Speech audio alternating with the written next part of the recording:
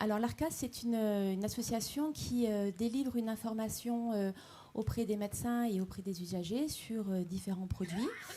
Un comité scientifique composé de plusieurs médecins, dont la plupart sont allergologues, va établir un cahier des charges pour donner les critères de labellisation des produits que les patients vont pouvoir, que les personnes vont pouvoir donc utiliser au quotidien dans leur domicile. Les enfants sont très sensibles à leur environnement.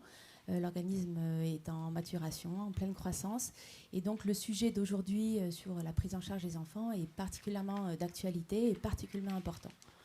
Nous, en allergologie, en médecine, on voit énormément d'enfants pour des pathologies allergiques alimentaires et énormément respiratoires, des rhinites, des asthmes. Et donc on sent qu'il y a vraiment une intrication très étroite avec la qualité de l'air, avec l'environnement. Les enfants passent beaucoup de temps à l'intérieur et donc il y a vraiment beaucoup d'impact sur leur environnement très proche au quotidien. Voilà, je vous remercie. Donc, je laisse la parole à M. Skinazi. Merci beaucoup de votre introduction et de présenter les travaux de l'ARCA. Alors, le collège CIK, Santé, Environnement Intérieur, Qualité de l'air, comme vous l'avez dit, organise chaque année des matinales. Vous avez d'ailleurs autour de vous les programmes précédents et vous pourrez regarder tout ce qui a pu être fait ces dernières années. Alors le choix qui a été fait cette année tourne autour de l'enfant, la santé de l'enfant en collectivité, car pendant la crise Covid que nous avons connue depuis le début 2020, les écoles, les crèches étaient en première ligne et on s'est beaucoup posé de questions. Rappelez-vous que pendant le confinement, les enfants restaient à la maison, faisaient l'école à la maison avec les parents. Et qu'ensuite, on s'est posé beaucoup de questions sur la transmission de ce virus dans les établissements scolaires. Et il y a eu un certain nombre de protocoles auxquels a participé le Haut Conseil de santé publique. Voilà, et donc je souhaitais ce matin que nous parlions de l'enfant, car l'enfant, c'est une personne très vulnérable. Et c'est également une personne en évolution qui est très sensible aux agressions de l'environnement physique, mais aussi d'autres types d'environnement. Et donc, comme vous allez le voir ce matin, on va par touches successives parler de l'environnement de l'enfant, de sa santé, et comment nous pouvons mettre en place un certain nombre d'actions pour réduire ces expositions environnementales. Alors l'enfant a aussi des droits et je remercie beaucoup Maître Corinne Lepage qui vient déjà depuis de nombreuses années introduire nos matinales et d'avoir accepté également de venir ce matin pour nous parler des aspects juridiques, des droits de l'enfant. Et en plus, c'est un sujet qui est en pleine actualité avec ce qui s'est passé récemment dans Paris. Merci en tout cas de venir nous dire quelques mots sur ce sujet des droits de l'enfant. Merci Corinne. Merci Fabien. Je peux rester. Je vais me mettre comme ça. Bonjour à tous et à toutes. Merci à Fabien Skinazi et Patrick Dancet de m'avoir convié ce matin pour la, je ne sais pas combienième fois, mais avec les amis, on ne compte pas, n'est-ce pas? Voilà. Donc c'est toujours avec plaisir que je viens introduire ces journées qui sont demeurant fort intéressantes. Parfois, je peux y rester. Aujourd'hui, malheureusement, je ne peux pas.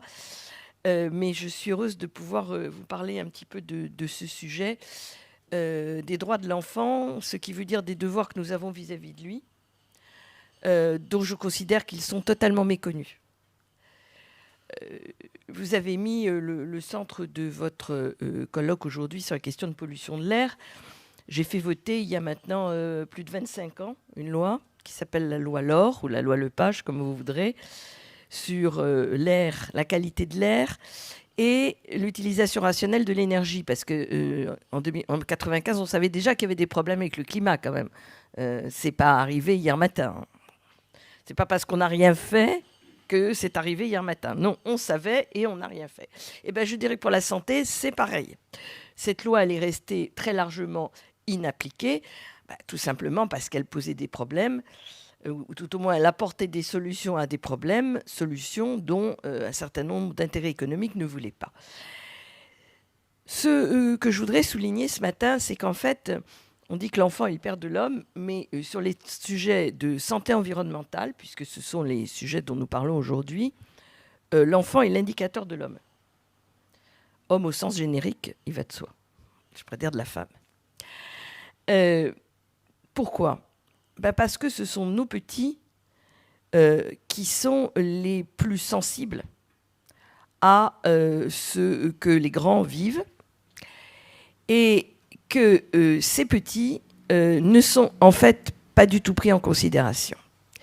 Je voudrais vous en donner plusieurs exemples. D'abord, la manière dont sont faites les normes. Je ne suis pas médecin, donc je serai très modeste à l'égard de ce parterre largement médical, mais pour avoir traîné mes guêtres depuis 25 ou 30 ans sur ces sujets, j'ai quand même appris un peu des choses.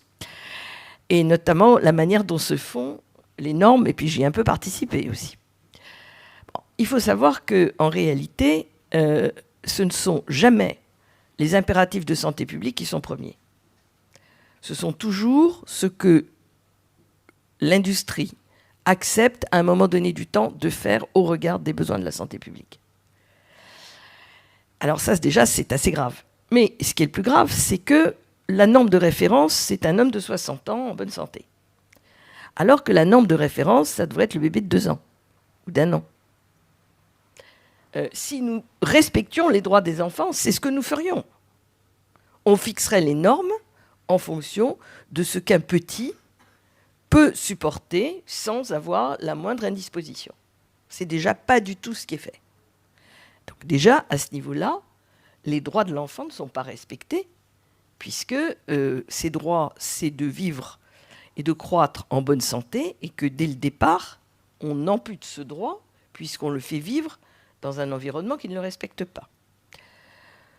Deuxième observation, nous savons maintenant, depuis des années, parce que les études succèdent aux études, que dans le cordon ombilical d'un bébé, c'est-à-dire avant même l'âge dont je viens de parler, on va trouver du plastique, on va trouver des pesticides, on va trouver des produits chimiques divers et variés, ce qui, évidemment, est assez problématique, parce que qu'on trouve du glyphosate dans l'urine des adultes, c'est une chose.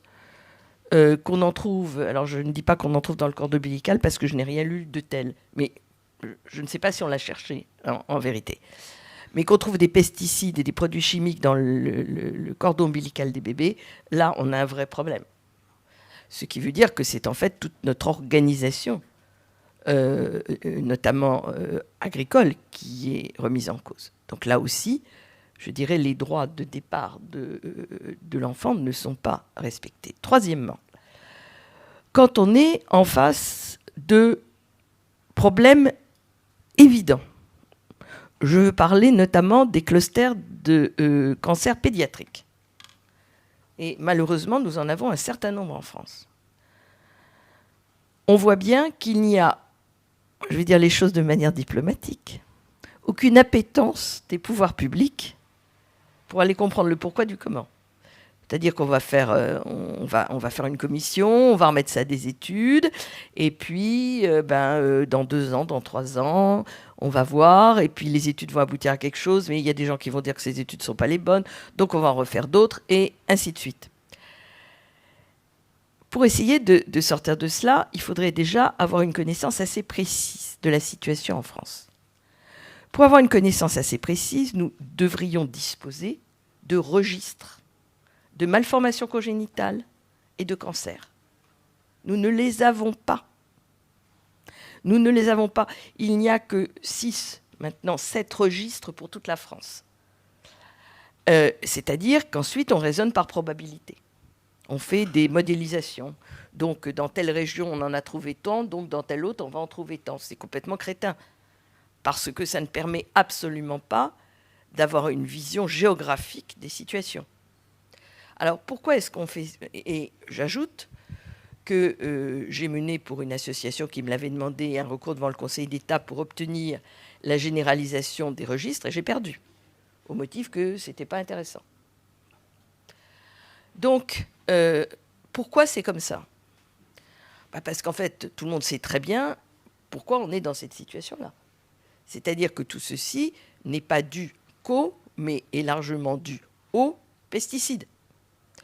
Que nous n'arrivons pas à faire respecter des règles minimales d'éloignement des individus, grands et petits, lorsqu'il y a des épandages de pesticides. Et lorsque le Conseil d'État rend un arrêt qui est quand même pas révolutionnaire, puisqu'il dit, quand un produit est cancérigène, ouvrez la parenthèse, comment peut-on autoriser des produits cancérigènes? Fermez la parenthèse, il faut respecter 20 mètres. 20 mètres. Sauf que les études qui ont été conduites depuis montrent que les produits se retrouvent au moins jusqu'à 150 mètres. C'est-à-dire qu'on va demander à un agriculteur de se mettre en tenue de scaphandre pour aller épandre ses pesticides. Et on lui interdit de revenir dans son champ pendant 48 heures, parce que c'est dangereux. Et vous allez avoir des gamins en slip de bain, si c'est l'été, qui vont être à 5 mètres ou 10 mètres de ces champs toute la sainte journée, parce qu'ils vont jouer dans le jardin qui est attenant aux terrains qui sont épandus. Je pense aux vignes, mais pas que. Mais pas que. Donc, est-ce qu'on peut considérer qu'un pays qui a des règles de cette nature-là protège les droits de l'enfant? Ben non, évidemment pas. Évidemment pas. Et donc, il ne faut pas s'étonner qu'il y ait un certain nombre de conséquences. Mais ça, on le sait. Sauf que si on mettait les choses noir sur blanc, on ferait apparaître le fait qu'il y a des liens de cause à effet entre l'utilisation de certains produits et les malformations congénitales et les cancers pédiatriques et non pédiatriques d'ailleurs.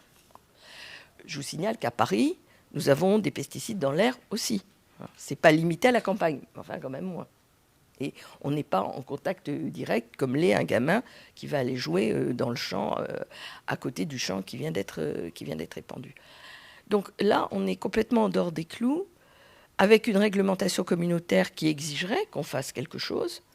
Et on prend des règles qui sont tellement à minima que ça ne sert pas à grand-chose. Et quand on tient le discours que je suis en train de tenir, on vous dit que vous êtes agrophobe, que vous faites de l'agribashing, etc. Non, je défends simplement la santé des gens.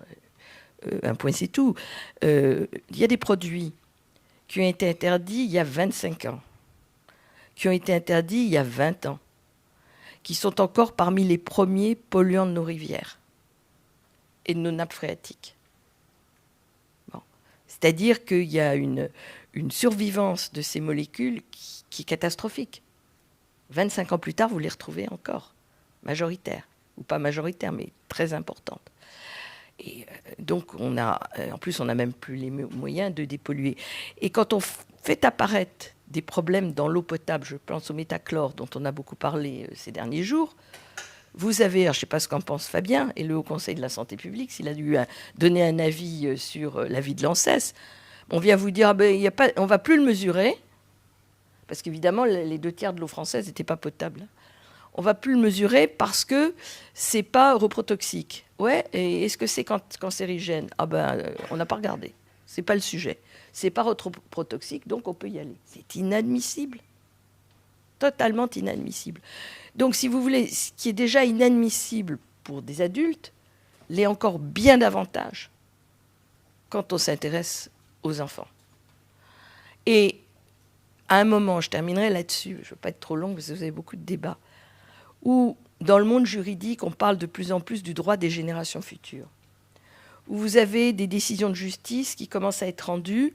Il y a eu une décision de la Cour de Karlsruhe en Allemagne, il y a une décision du Conseil constitutionnel le 12 août. Alors, personne n'y a fait trop attention, parce que le 12 août, les gens étaient plutôt sur les plages que derrière leurs journaux, pour dire le droit des générations futures est un principe qu'il faut prendre en considération. On n'est même pas capable de prendre en compte le droit des générations présentes. Alors, je ne suis pas du tout une ennemie des générations futures, bien au contraire, je défends ce concept. Mais je le défends parce qu'il vient après ou en même temps que le droit des générations présentes.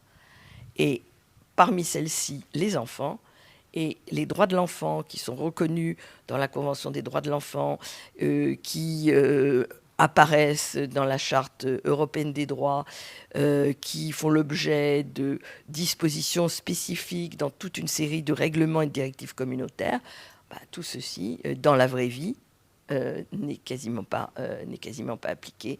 C'est pas normal. C'est tout à fait, je dirais, le terme qui me venait à l'esprit était le terme indécent. Voilà. Merci. Alors, Corinne, je peux vous permettre de vous poser une ou deux questions? Bien sûr. Tout récemment, le Conseil d'État a encore condamné la France. Pour la pollution de l'air. Oui. Une deuxième fois pour la pollution de l'air. Tout à l'heure, on va évoquer avec Sabine Host, justement, la pollution atmosphérique. Que faut-il en penser? Parce que c'est quand même assez nouveau, non? Que le Conseil d'État demande de payer 20 millions d'euros. Cet argent, d'ailleurs, va être distribué à des associations qui ont porté plainte contre l'État. C'est la deuxième fois. Mon inquiétude, enfin l'inquiétude pour la France, c'est qu'elles sont encore condamnées, encore régulièrement. Parce que, comme vous le savez, les normes que vous avez évoquées, elles baissent en matière de qualité d'air extérieur, notamment pour le dioxyde d'azote, les particules. L'OMS a proposé des valeurs plus faibles. Donc, ce qui veut dire qu'on ne pourra jamais atteindre ces valeurs. Déjà, on n'atteint pas celles actuelles. Que pensez-vous finalement de ces associations qui attaquent maintenant l'État et qui gagnent, si je puis dire? D'abord, Fabien, si elles gagnent, c'est qu'elles ont raison. Ah, sûrement. Parce que le Conseil d'État, c'est quand même pas Che Guevara. Hein. Donc c'est quand même une juridiction qui, certes, rend des arrêts parfois un peu progressistes, mais enfin, globalement, est assez conservateur. Alors, il n'y a pas que le Conseil d'État qui a condamné la France. Je rappelle que la Cour de justice de l'Union européenne a fait la même chose. C'est exact. Hein. On est déjà à 2 condamnations. Et il y a beaucoup de domaines dans lesquels on est condamné. Pour ceux que ça intéresse, il y a un rapport de la Commission européenne qui a été publié il y a peut-être un mois sur la manière dont la France applique les textes environnementaux. C'est pas notre gloire, hein, pour dire les choses poliment. Donc on a des condamnations européennes sur les affaires de pollution de l'air et sur les affaires climatiques, qui ne sont pas les mêmes, mais qui sont évidemment qui ont des interactions. Bien sûr. Bon. Là, on vient d'être condamné à 500 millions de pénalités parce que nous n'avons pas suffisamment d'énergie renouvelable en France. Enfin, donc c'est beaucoup plus que les 20 millions du Conseil d'État. Alors oui, vous avez raison, c'est très novateur. Ceci étant, ça traîne quand même en longueur. Je rappelle que les Amis de la Terre qui ont fait cette action ont gagné en 2017. L'État a été enjoint de modifier sa réglementation. Il ne l'a pas fait. Ils sont revenus devant le Conseil d'État en 2019 ou en 2020. Le Conseil d'État a constaté qu'effectivement, ce n'était pas fait, a donné un délai pour le faire. C'était encore pas fait. Le Conseil d'État a dit, si c'est comme ça, je vous condamne à 10 millions d'astreintes. Et ce qui vient de se passer là, c'est ce qu'on appelle la liquidation. C'est-à-dire que là, le gouvernement va devoir sortir les 10 millions de ses caisses. Enfin, 20 millions, puisqu'il y a 2 semestres. C'est 10 millions le semestre. Donc ça va continuer, évidemment. Alors, cet argent, il va aller un tout petit peu au Rquéran, mais en fait, non. Il va à des politiques. Il va aller à l'ADEME. Oui. Il va aller à des politiques publiques qui permettent de réduire les émissions de gaz à effet de serre. Notamment aux associations agréées de surveillance de la qualité de l'air. Toutes les associations, effectivement. AR Paris, enfin tous les organismes de contrôle, etc., qui n'ont pas assez de moyens pour faire ce qu'ils ont à faire. Donc ça, c'est plutôt pas mal. Je dirais que c'est une mesure de redistribution de nos revenus. Vous avez la même chose pour le climat. Oui. Vous avez exactement la même chose pour le climat, puisque le Conseil d'État vient d'être saisi d'une requête que j'ai faite, donc je la connais, parce que le gouvernement n'a pas appliqué un arrêt du Conseil d'État qui a été rendu en juillet 2021. Et donc j'ai fait constater que ce n'était pas exécuté. Et là, on en est à l'astreinte. La même chose. Même punition, même motif, avec distribution des sommes à des organismes qui sont chargés de réduire les émissions de gaz à effet de serre. Qu'est-ce que vous voulez? On arrive à un stade sur tous ces sujets où énormément de gens, parce que les associations qui agissent, c'est les Amis de la Terre, mais ça aurait pu être des associations de médecins, ça aurait pu être n'importe qui, en fait, qui fasse ces actions, dès lors qu'il a intérêt pour agir. se disent qu'on est dans des situations qui sont plus acceptables. Donc il faut bien faire quelque chose. Et un peu partout dans le monde, vous avez des réactions de la justice. Vous avez le développement aujourd'hui de ce qu'on appelle la justice climatique, qui est un phénomène totalement nouveau. Il y a plus de 2000 procès de justice climatique dans le monde pour contraindre des États ou des entreprises à réduire enfin leurs émissions de gaz à effet de serre, pas sur le papier, mais dans la vraie vie. Parce que la grande difficulté, c'est que premièrement, jusqu'à maintenant, les engagements ne concernent que ceux qui y croient et pas ceux qui les prennent. Donc la révolution juridique consiste à dire, quand vous avez pris un engagement, vous devez l'appliquer. Ça paraît évident, mais très franchement, ça ne l'est pas. Et deuxièmement, de dire, il n'est pas possible de continuer comme cela. Et donc, quand il y a l'urgence à laquelle nous sommes confrontés, c'est vrai pour l'urgence climatique, mais l'urgence de la pollution de l'air, c'est pareil, eh bien, il faut peut-être des procédures qui pouvaient paraître un peu utopistes il y a 10 ans, mais qui aujourd'hui s'imposent dans le débat public. Et ce que je vais vous dire, c'est qu'il n'y a pas que la France. Hein. C'est un phénomène qui est vraiment planétaire. Alors justement, j'avais une autre question. Vous savez qu'on fait une série de webinaires sur l'adaptation, puisque l'atténuation, maintenant, on a du mal à atténuer les effets du changement climatique, donc on va dans l'adaptation. Et je pense justement, alors on parle dans l'adaptation, on parle des problèmes de canicule extrême, on parle de sécheresse, on parle de difficultés de ressources en eau.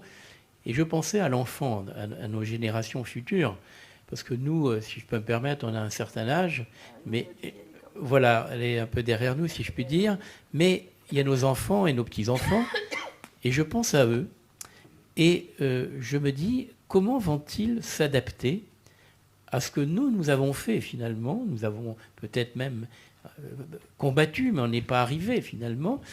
Comment nos enfants vont pouvoir s'adapter à ces situations climatiques qu'on commence à connaître, hein, les difficultés qu'ils vont pouvoir rencontrer demain? Et je pense aussi, et vous l'avez dit, de penser aux générations futures, c'est de penser aussi à ces enfants qui vont grandir évidemment et qui vont avoir d'énormes difficultés en matière d'adaptation à ce changement climatique.